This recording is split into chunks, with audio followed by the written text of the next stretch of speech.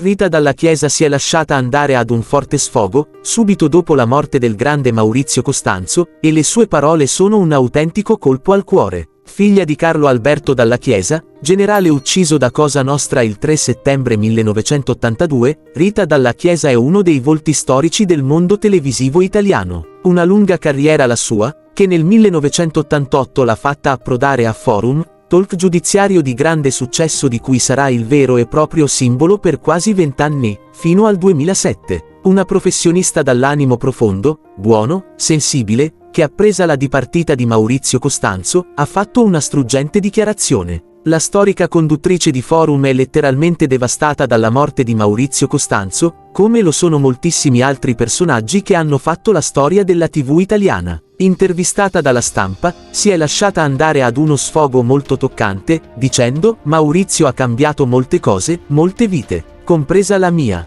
Tra i tanti a cui ha dato un futuro, ci sono anch'io», parlando di come si sono conosciuti, quando era ancora a Milano, al Corriere della Sera. «Io ero con mio padre, che naturalmente conosceva tutti i giornalisti. Lo incontrammo per caso in una pasticceria e me lo presentò. Da allora è nata l'amicizia di una vita.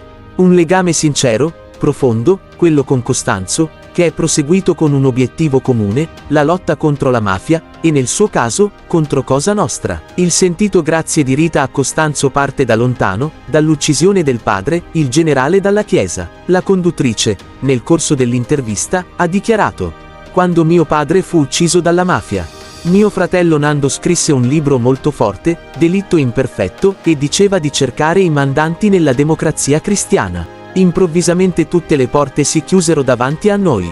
Eravamo soli, nessuno ci ascoltava. In quel periodo così buio, il grande Maurizio Costanzo fece un gesto che non passò inosservato, racchiuso nelle parole di Rita, fu l'unico a invitare Nando al Costanzo Show, all'epoca al Sistina, per parlare del libro. Un gesto di una sensibilità unica». Il volto di Forum ha aggiunto: «Quella sera c'ero anch'io. Certo, in platea. Non ero ancora un volto TV, lavoravo a Gioia ed Epoca. Quando Nando cominciò a parlare, Maurizio fece una cosa insolita. Tutti gli altri ospiti furono fatti uscire, per segnare una cesura. Sul palco restò solo Nando, la nostra verità». A fine intervista, il suo ricordo dell'attentato a Costanzo nel 1993, «Ero negli studi con Fabrizio, a un certo punto scese Michele Guardì urlando: "Hanno fatto un attentato a Costanzo". Volevo andare subito a vedere, ma mi bloccarono. Fu una notte terribile perché capimmo che sarebbero bastati 5 secondi e lui e Maria non ci sarebbero stati più.